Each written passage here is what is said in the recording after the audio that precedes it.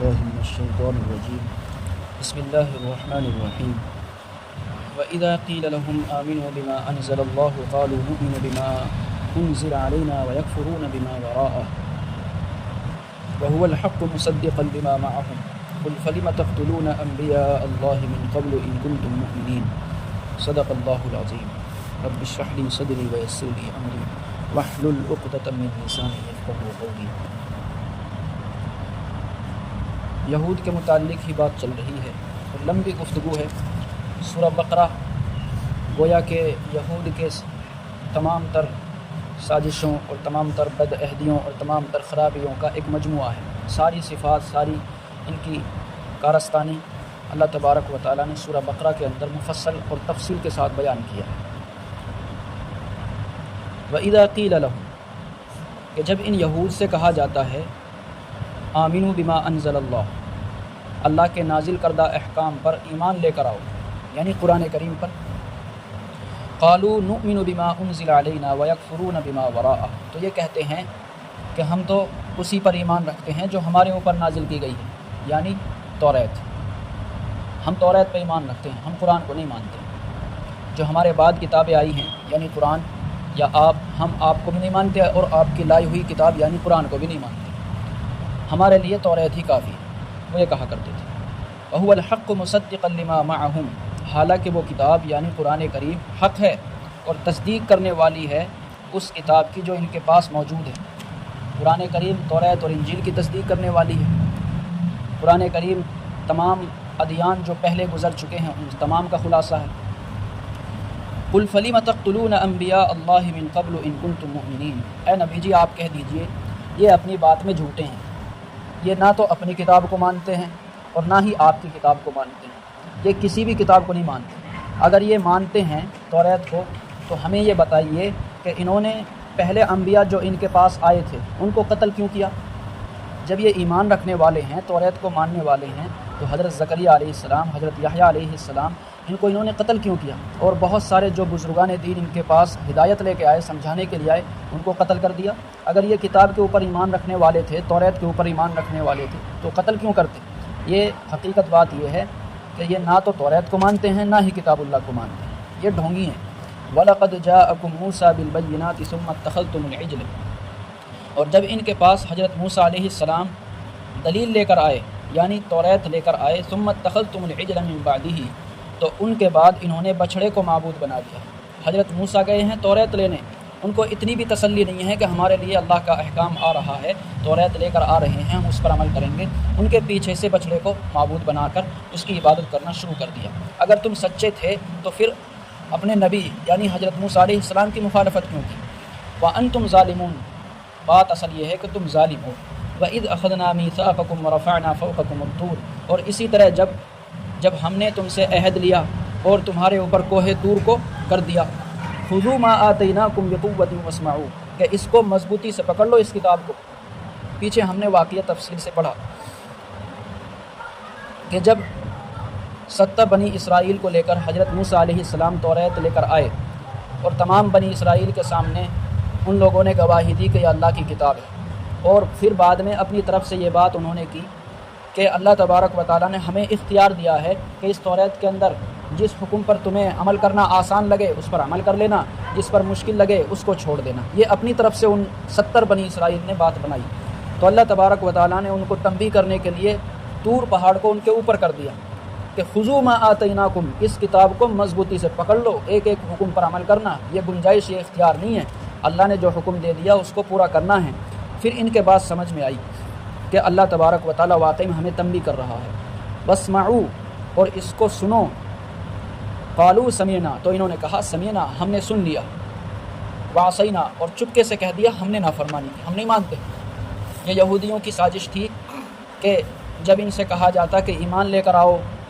بات مان لو، سمجھ جاؤ، تو یہ زور سے کہتے تھے سمعنا، ہم نے مان لیا، ہم نے سن لیا، اور چپکے سے کہتے تھے وعصینا، ہم نہیں مانتے۔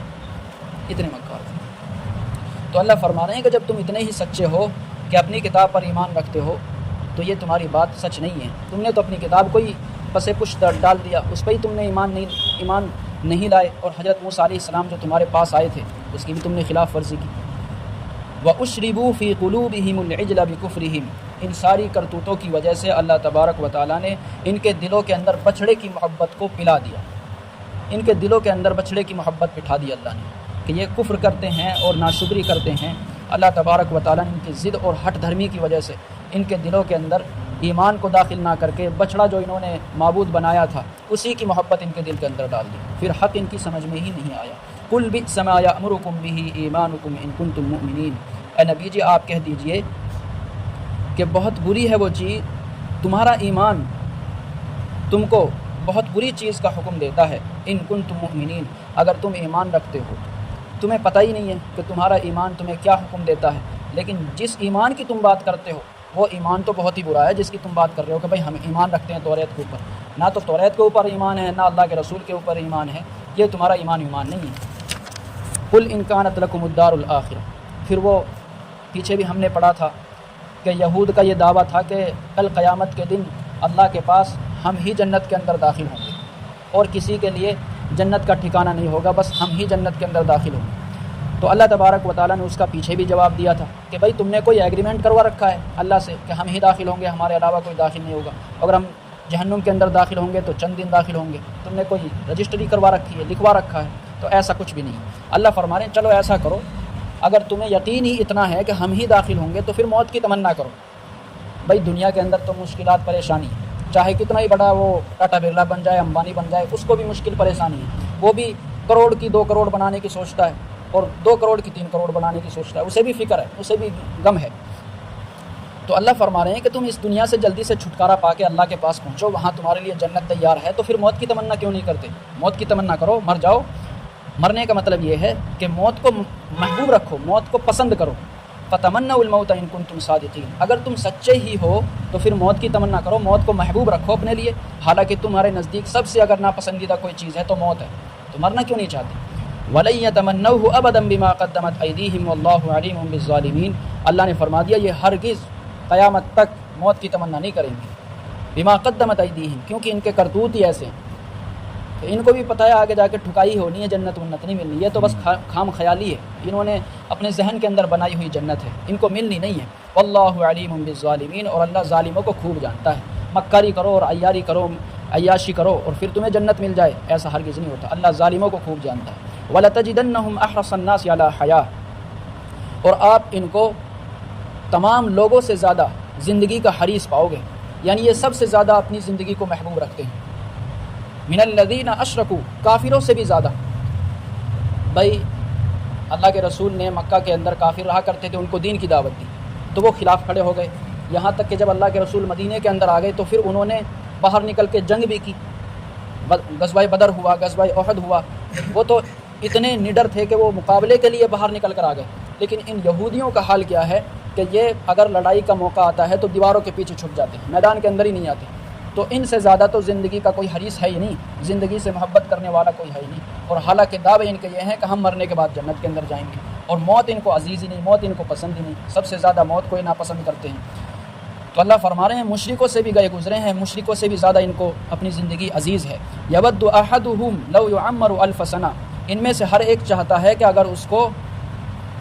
1000 سال کی زندگی دے دی جائے، وما هو بمزحزح من العذاب ان یعمر، ان میں سے ہر ایک آدمی یہ چاہتا ہے کہ اس کو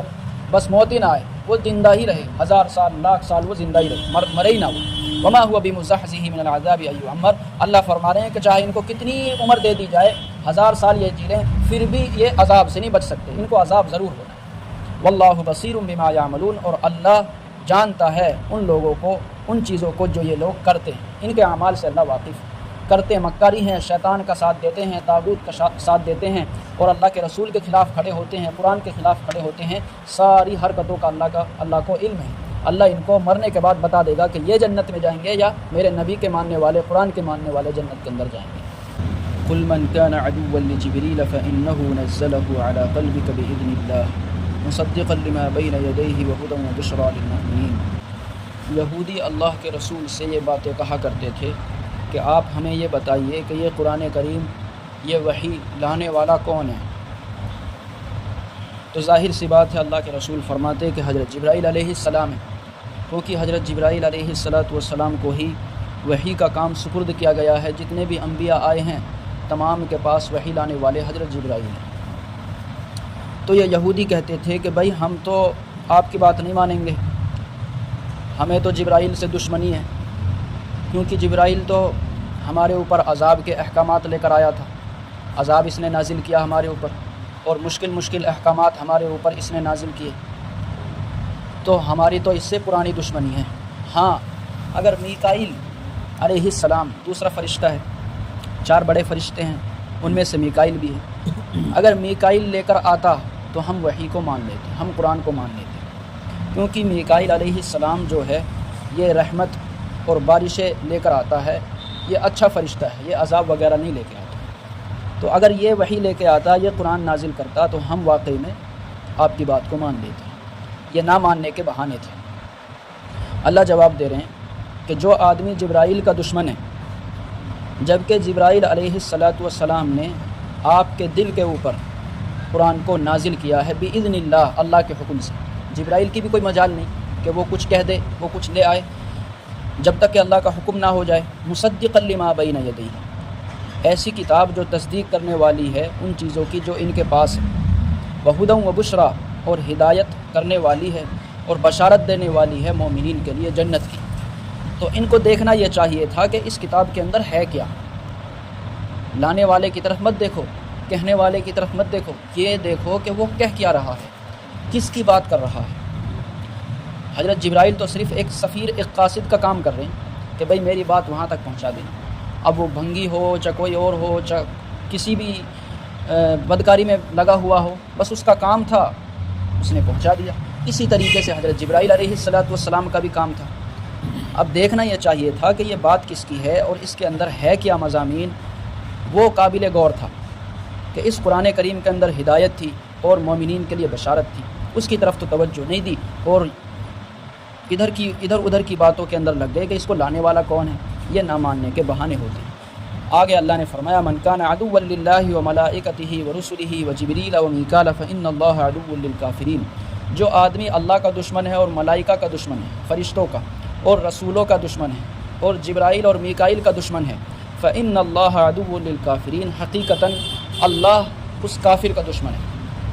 اللہ کے ساتھ اس کی دشمنی ہے۔ یہ جبرائیل سے دشمنی مول نہیں لے رہے بلکہ اللہ سے دشمنی مول لے رہے۔ وَلَقَدْ أَنزَلْنَا إِلَيْكَ آيَاتٍ بَيِّنَاتٍ، اللہ تبارک و تعالیٰ فرما رہے ہیں کہ ہم نے اپنے نبی کو بہت سارے معجزات دیے،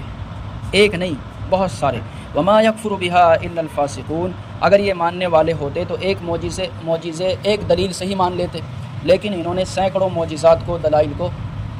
انکار کر دیا، نکار دیا اور ان کے ساتھ کفر کیا۔ اللہ نے فرمایا کہ کفر کرنے والا صرف فاسق ہی ہو سکتا ہے، کہ جس کو نہیں ماننا وہی آدمی کفر کر سکتا ہے۔ اگر عقل سلیم رکھتا ہو، سمجھدار ہو، تو وہ ایک دلیل کو سامنے آتے ہی مان لیتا ہے، ان کو ماننا ہی نہیں ہے، تو انہوں نے اس وجہ سے کفر کیا۔ أَوَكُلَّمَا عَاهَدُوا عَهْدًا نَبَذَهُ فَرِيقٌ مِّنْهُمْ، بلکہ یہ تو پہلے سے ہی کفر کرتے آئے ہیں، جب بھی ان سے کوئی معاہدہ کیا گیا تو ان میں سے ایک جماعت نے اس کی بدعہدی کی، اس کو توڑ دیا۔ بل اکثرهم لا يؤمنون، بلکہ ان میں سے اکثر بے ایمان ہی ہیں، بہت کم ہیں جو یہ ایمان لے کر آتے ہیں، اکثریت ان کی ایسی ہے جو مانتے نہیں ہیں، ایمان نہیں لاتے۔ وَلَمَّا جَاءَهُمْ رَسُولٌ مِّنْ عِندِ اللَّهِ مُصَدِّقٌ لِّمَا مَعَهُمْ، اور جب ان کے پاس اللہ کی طرف سے رسول آئے جو تصدیق کرنے والے ہیں ان کے پاس موجودہ کتابوں کی، یعنی اللہ کے رسول اور تمام انبیاء کرام اور تمام کتابوں کی تصدیق کرنے والے ہیں۔ نبذ فریق من الذین، تو وہ لوگ جن کو کتاب دی گئی تھی انہوں نے کتاب اللہ یعنی اللہ کی کتاب کے عہد کو توڑ دیا، وراء ظہورہم، اور اس عہد کو پیٹھ پیچھے ڈال دیا، کأنہم لا یعلمون، گویا کہ یہ جانتے ہی نہ ہوں، حالانکہ یہ سب جانتے تھے کہ یہ اللہ کی کتاب ہے، یہ اللہ کے رسول ہیں، اللہ نے ہم سے توریت کے اندر عہد لیا ہے، اللہ نے ہم سے توریت کے اندر وعدے لیے ہیں، خوب پتہ تھا، لیکن ایسے پش پشت ڈال دیا، ایسے اس کی نافرمانی کی کہ جیسے یہ بیچارے جاہل تھے۔ کأنہم لا یعلمون، اللہ فرما رہے ہیں سب جانتے تھے، انہوں نے جان بوجھ کر یہ حرکت کی ہے۔ اور ظاہر سی بات ہے جو آدمی اللہ کی عبادت، اللہ کی اطاعت نہیں کرے گا وہ شیطان کے نرگے کے اندر آ جائے گا، شیطان اس کے اوپر قابو پا لے گا، پھر وہ کوئی بھی اچھی بات ہو اس کا انکار ہی کرے گا۔ انہوں نے اللہ کی عبادت، اللہ کی اطاعت، قرآن کریم اور اللہ کے رسول کا انکار کیا تو شیطان نے ان کو اچک لیا، کہ جب آدمی دیندار نہیں ہوگا، مسجد میں نہیں آئے گا، تو شیطان اس کے اوپر حاوی ہو جائے گا۔ حدیث کے اندر آتا ہے کہ ایک خیال انسان کے دل کے اندر فرشتے کی طرف سے آتا ہے، ایک خیال شیطان کی طرف سے آتا ہے۔ فرشتے کے خیال پر اگر وہ عمل کر لیتا ہے تو خیر ہوتی ہے، اور اگر وہ اس فرشتے کے خیال کی طرف دھیان نہیں دیتا تو شیطان کا جو دوسرا خیال ہے وہ شیطان اس کو اپنے قابو میں لے لیتا ہے۔ تو انہوں نے اللہ کی بات نہیں مانی۔ جو دوسرا خیال شیطان کی طرف، جنات کی طرف سے آتا ہے، شیطان نے پھر ان کو اپنے نرگے میں لے لیا۔ اور اللہ آگے فرما رہے ہیں وَاتَّبَعُوا مَا تَتْلُو الشَّيَاطِينُ عَلَىٰ مُلْكِ سُلَيْمَانَ، یہ تو سلیمان علیہ السلام کے زمانے میں شیطان کے منتروں کی اتباع کیا کرتے تھے۔ شیطان جو ان کو جادو سکھلاتا تھا اور منتر پڑھ کے ان کو بتاتا تھا، اس کو یہ بڑے شوق سے سیکھا کرتے تھے، اس کو مانا کرتے تھے۔ وما کفر سلیمان، اور ان کا عقیدہ یہ تھا کہ حضرت سلیمان علیہ السلام بھی جادوگر تھے۔ دراصل یہ خیال ان کے ذہن کے اندر اس وجہ سے آیا کہ سلیمان علیہ السلام کے زمانے میں جادو کا بہت زور تھا، جادوگر بہت تھے، اور وہ فتنہ فساد پھیلایا کرتے تھے۔ تو حضرت سلیمان علیہ السلام نے ان جادوگروں کی تمام کتابوں کو اکٹھا کر کے اپنی کرسی کے نیچے، اپنے تخت کے نیچے دفن کروا دیا، تو جادو ختم ہو گیا۔ لیکن جب حضرت سلیمان علیہ السلام کا انتقال ہو گیا، سالوں سال گزر گئی، زمانہ گزر گیا، تو کچھ فسادی لوگوں نے اس تخت کے نیچے سے ان کتابوں کو نکالا، اور پھر لوگوں کے سامنے یہ شہرت دلائی، یہ مشہور کیا کہ بھئی دیکھو حضرت سلیمان جو حکومت کیا کرتے تھے اس جادو کی وجہ سے کیا کرتے تھے، وہ بھی جادو جانتے تھے، اور اس جادو کی وجہ سے ہی ان کی حکومت چلا کرتی تھی۔ تو لوگوں کے ذہن کے اندر یہ بات آ گئی، یار جادو تو بڑے کام کی چیز ہے، ہمیں بھی سیکھنا چاہیے، ہم بھی کچھ حکومت وغیرہ کریں۔ تو اللہ تبارک و تعالیٰ نے فرمایا کہ دیکھو، نہ تو حضرت سلیمان علیہ السلام جادو کرنے والے تھے اور نہ ہی وہ کفر کرنے والے تھے۔ اللہ نے کہا کہ جادو کرنے والا اور شیطان کی بات ماننے والا وہ کافر ہے، وہ کفر کرنے والا ہے۔ تو یہودیوں نے کہا کہ بھئی سلیمان علیہ السلام بھی کافر تھے، وہ بھی جادو کرتے تھے۔ یہ بات انہوں نے مشہور کی ہوئی تھی، پھیلائی ہوئی تھی۔ تو اللہ نے فرمایا کہ نہیں، حضرت سلیمان علیہ السلام کافر نہیں تھے، وَلَكِنَّ الشَّيَاطِينَ كَفَرُوا، لیکن شیطانوں نے کفر کیا، يُعَلِّمُونَ النَّاسَ السِّحْرَ، کہ وہ لوگوں کو جادو سکھلایا کرتے تھے۔ وَمَا أُنزِلَ عَلَى الْمَلَكَيْنِ بِبَابِلَ هَارُوتَ وَمَارُوتَ، اور بابل کے اندر، یمن کا ایک شہر ہے بابل، اس کے اندر ہاروت اور ماروت دو فرشتوں پر جو نازل کیا گیا، جو اتارا گیا، یہ یہود، یہ کافر اس کی پیروی کرتے ہیں۔ قرآن کریم جیسی کتاب، قرآن کریم جیسا کلام، اس کو چھوڑ کر جادو کی پیروی کرتے ہیں، جادو کے منتروں کو یاد کرتے ہیں۔ بابل یمن کے اندر ایک شہر ہے، اس کے اندر اللہ تبارک و تعالیٰ نے دو فرشتے ہاروت اور ماروت کو اتارا۔ وما يعلمان من احد حتى يقولا انما نحن فتنة فلا تكفر، اور وہ دونوں کسی کو بھی جادو نہیں سکھاتے تھے یہاں تک کہ وہ کہتے تھے کہ ہم تو آزمائش ہیں اللہ کی طرف سے، فلا تکفر، تم کفر مت کرو۔ دراصل اللہ تبارک و تعالیٰ نے دو فرشتے بابل کے اندر اتارے۔ ان کے مقصد ایک تو یہ تھا کہ اس زمانے کے اندر جادو کا زور تھا اور نبی بھی آیا کرتے تھے، نبی جب آتے تو دلیل دکھاتے، معجزات دکھاتے، تو لوگ معجزے کو اور جادو کو ایک ہی سمجھنے لگ گئے کہ ایسے ہی جادوگر کرتے ہیں، ایسے ہی یہ نبی اپنا معجزہ دکھا رہا ہے۔ تو معجزات کے اندر اور جادو کے اندر فرق بتانے کے لیے یہ دو فرشتے اس وقت اللہ تبارک و تعالیٰ نے انسانی شکل کے اندر اتارے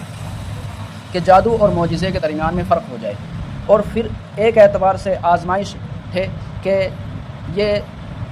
جادو سکھایا کرتے تھے، اور جو آدمی ان کے پاس جادو سیکھنے کے لیے آتا اس سے یہ کہتے کہ بھئی ہم اللہ نے بھیجے ہیں تمہاری آزمائش کے لیے، تم ہم سے جادو مت سیکھو ورنہ تم کفر کرنے والے بن جاؤ گے اور تم کافر مت بنو۔ تو جو آدمی لالچی تھا، دنیا دار تھا کہ بھائی کچھ نہ کچھ حکومت ملے گی، کچھ نہ کچھ ان سے فائدہ اٹھاؤں گا، جادو کے ذریعے سے جنات کو اپنے قابو میں کر لوں گا، مجھے یہ مل جائے گا، وہ مل جائے گا، وہ جادو سیکھ لیا کرتے تھے اور گمراہ ہو جایا کرتے تھے۔ اور یہ جو مشہور ہے کہ آدمی، بہت سے عامل جو رہتے ہیں کہ وہ بھئی اب جنات کو اپنے قابو میں کر لیتے ہیں، یہ بات صحیح نہیں ہے۔ اصل تو جنات ان کو اپنے قابو میں کرتا ہے۔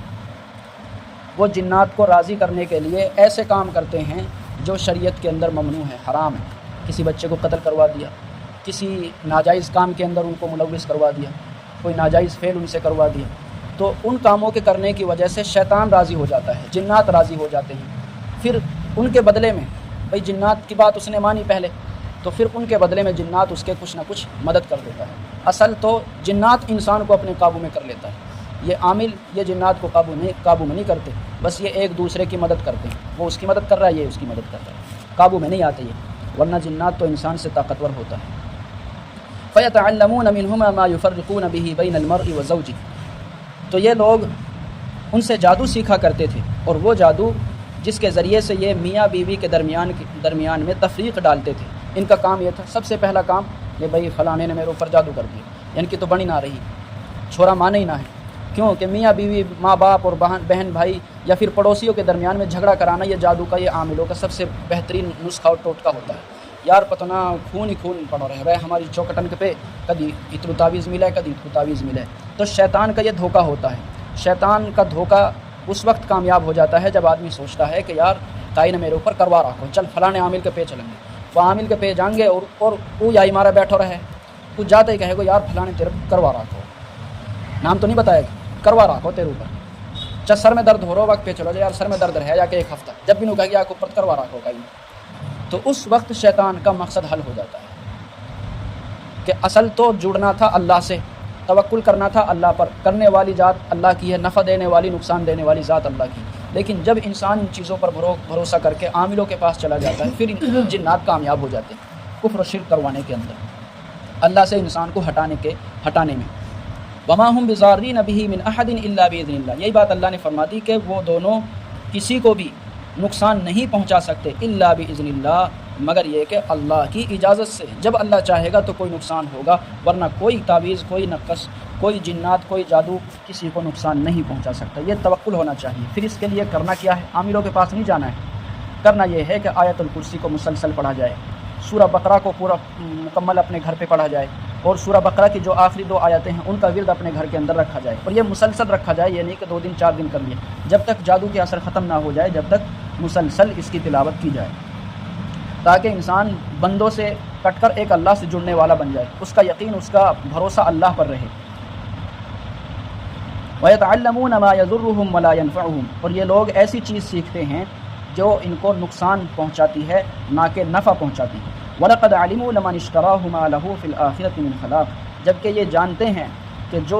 جس آدمی نے یہ سیکھ لیا، یعنی جادو سیکھ لیا، مَا لَهُ فِي الْآخِرَةِ مِنْ خَلَاقٍ، اس کا آخرت کے اندر کوئی بھی حصہ نہیں ہے۔ جو وہ کافر ہو گیا، کفر اس نے کر لیا، تو کافروں کے لیے تو آخرت ہے نہیں۔ وَلَبِئْسَ مَا شَرَوْا بِهِ أَنفُسَهُمْ، اور بہت بری ہے وہ چیز جس کی وجہ سے انہوں نے اپنے آپ کو بیچ دیا، جادو کے بدلے میں اپنے آپ کو بیچ دیا، جادو کے اندر اپنے آپ کو لگا دیا۔ لَوْ كَانُوا يَعْلَمُونَ، کاش کہ یہ لوگ جان لیتے، مان لیتے، سمجھ جاتے۔ وَلَوْ أَنَّهُمْ آمَنُوا وَاتَّقَوْا لَمَثُوبَةٌ مِّنْ عِندِ اللَّهِ، اور اگر یہ لوگ ایمان لے آتے، قرآن کریم کو مان لیتے، جادو کو چھوڑ کر اور تقوی اختیار کر لیتے، تو اللہ کے پاس بہترین بدلہ پاتے، اللہ کے پاس پھر ان کا اجر ہوتا۔ لَوْ كَانُوا يَعْلَمُونَ، شاید کہ یہ لوگ سمجھ لیتے، جان لیتے۔ اللہ تبارک و تعالی ہمیں قرآن کریم پر عمل کرنے کی توفیق نصیب فرمائے۔